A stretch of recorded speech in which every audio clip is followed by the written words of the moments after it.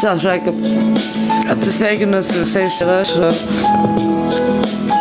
ir pasitrauksiu nuo iš gyvenimo. Vis tiek jau niekam nereikalinga esi, blėt. Manau, kad vyra bus teisingai sakė, kad tas bus sušekanti, blėt. Aš jį labai myliu, blėt.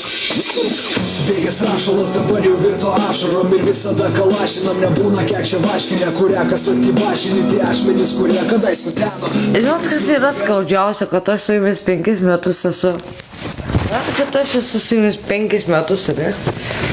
Matai, galite išjungti komentarus, aš noriu pasakyti, o paskui galite savo nuomonę parašyti. Galite išjungti komentarus. Aš noriu tik pasakyti savo dalyką ir tada galėsite įjungti komentarus. Galite kas nors, aš matau, išjungti komentarus.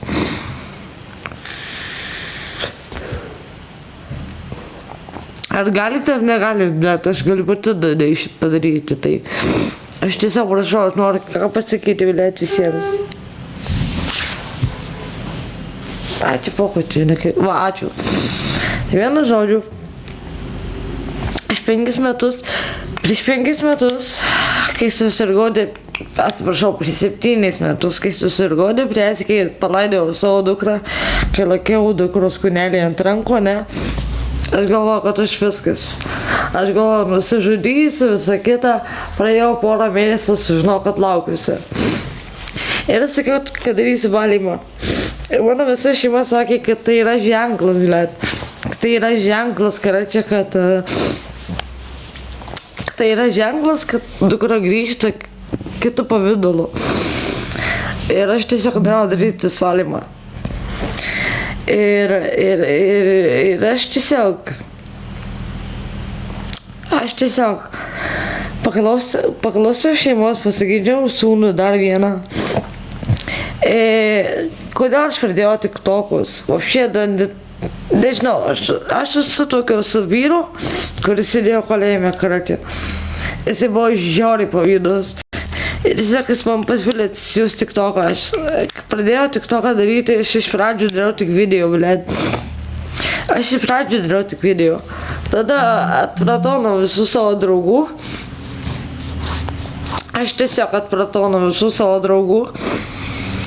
Ir tiesiog man tiktokas tapo kaip draugai. Tiesiog kaip psichologas tapo, blėt. Aš galėjau sėdėti, šnekėti prieš kamerą. Jūs matėt mane, bet aš jūsų nemačiau. Aš galėjau drąsiai įsikalbėti visą kitą, blėt. Dėl to aš ir nebeturiu draugų tokių, su kuriais galėčiau pasėdėti, sugerti kavos, visą kitą, nes aš pradėjau vartoti, pradėjau gerti. Tiesiog yra sunku žiauriai. Sunku yra žiauriai, kai tu neturi tiesioginių draugų, kurie gali tau važiuoti, pakabinti ir pasakyti, kad viskas bus gerai. Tiesiog, aš įžeidžiu savo mamą. Aš labai įžeidžiu savo mamą. Aš ją pažeminau, aš ją įžeidžiau ir labai pažeminau ją. Persivėjau veidą.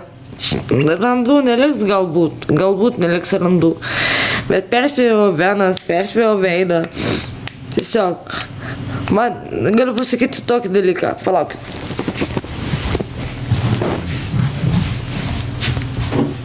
Galiu pasakyti tokį dalyką, žinokit, sakė.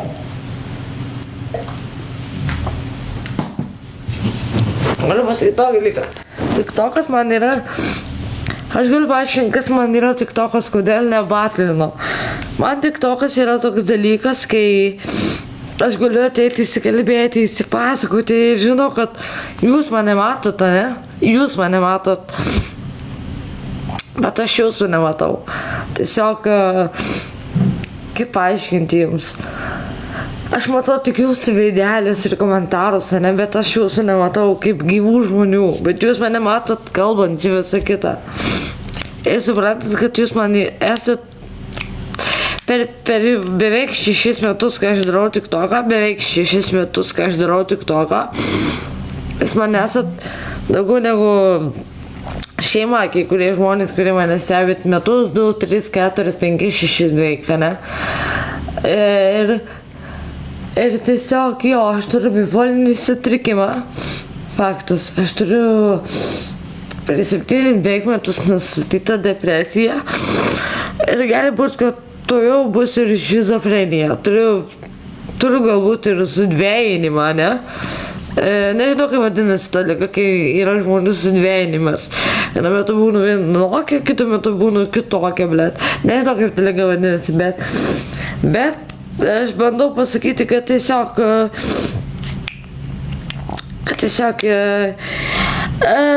aš nemoku susirasti tikrų draugų, aš moku susirasti tik tai virtualius draugus, kada čia. Vat, aš moku susirasti tik virtualius draugus. Vat.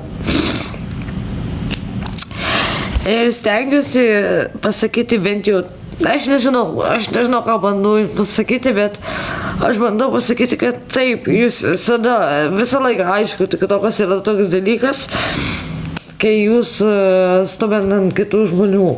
Faktas, visada atsiranda visur heiterių.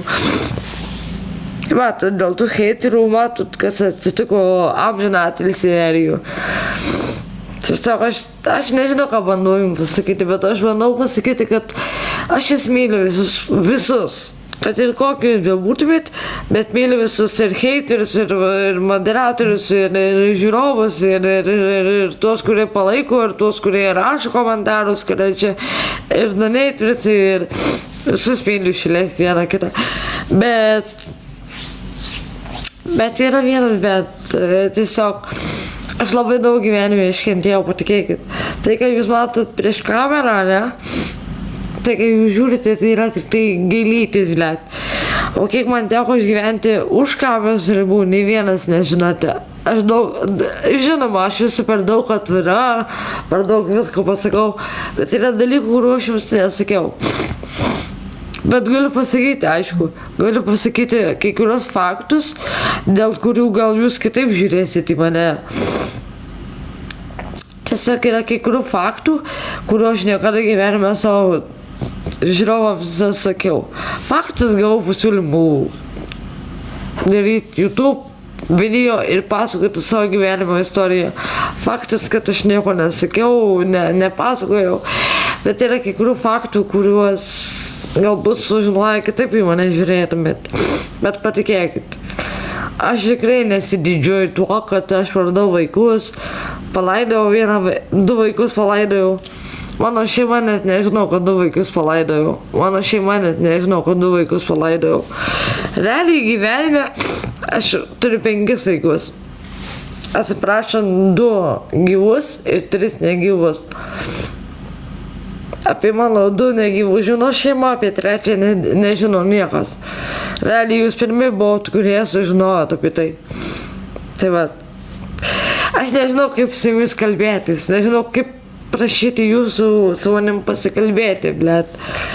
Aš nežinau, realiai. Nežinau. Man tiesiog TikTokas yra tiesiog psichologas, kuris gali su manim pasikalbėti. Mane gali išklausyti, man gali patarti, bet nepamokslauti. Aš nekenčiu žmonių, kurie man bando pamokslauti, įsivaizduokite. Taip, aš esu dabar pripisus, kaip jūs galvojate, esu pripisus, apsiverkus nakui, ir jūs galvojat, kad, oi, čia pripisus, jinai dabar tik tai gailisi visko, ne, patikėkit. Už kameros ribų aš kiekvieną dieną verkiu. Edvardas gali net tai paliudyti, kad už kameros ribų kiekvieną dieną verkiu, blėt, dėl to, kad pamatyti savo vaikus.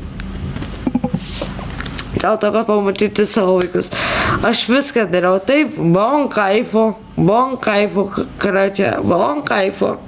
skambino vaikų teisės ir kiekvieną kartą girdėjau tą patį atsakymą, kad mes negalim nieko padėti, nes jie nebedirba su vaikų teisėm. Buvau kaifo, kai skambino, blėt, patikėkit. Mane sesuo pasako, kad matė panašų mano berniuką. Aš radau net mokyklą, kur kelią nuotraukos, radau savo berniukus, karačią. Iš pradžių radau vieną, paskui radau būdų. Aš net žinau, kurioje mokykloje jie mokinasi. Ir žinot, jeigu žinočiau, kad aš turiu pas ką grįžti į Lietuvą, ne, aš dabar va, paimčiau paskutinį lėktuvą ir pišiau į Lietuvą. Vien tik atstovėti prie tų namų ir laukti, kada jie išeis, arba bent jau prie tos mokyklos. Nesmerkit manęs, nelyginkit manęs su Deivuška, su Tičkuviene, su Sintulė, nelyginkit manęs su kitom. Aš stengiuosi, blet, bet patikėkit, įstatymai yra kitokie, blet. Jeigu tie, kurie nesusidūrė, kurie neprarado vaikų, įstatymai yra kitokie, bet nelyginkit mane su tom šalavom, nakui. Su tom šalavom manęs nelyginkit, aš stengiuosi. Patikėkit, aš buvau gavus teistumą, už kurį niekada gyvenime niekam nesakiau. Buvau gavus teistumą už tai, kad aš persekioju globėjus, nakui. Patikėkit, aš daugiau teista, negu jūs galvojat, negu jūs girdėjo per laivą, nakui. Aš daugiau esu teista, nakui. Esu teista už globėjų persekiojimą, visa kita. Už vaikų persekiojimą esu teista, blet. Tiesiog. Esu teista, negu jūs daugiau nežinot.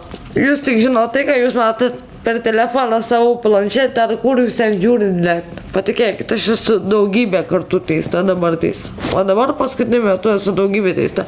Ir be to, kas atminat, manęs laukia teismas gruodžio mėnesį. Už pareigūnų sužeidimą, blet. Turbūt gausiu apykoje. Klausimas vienas.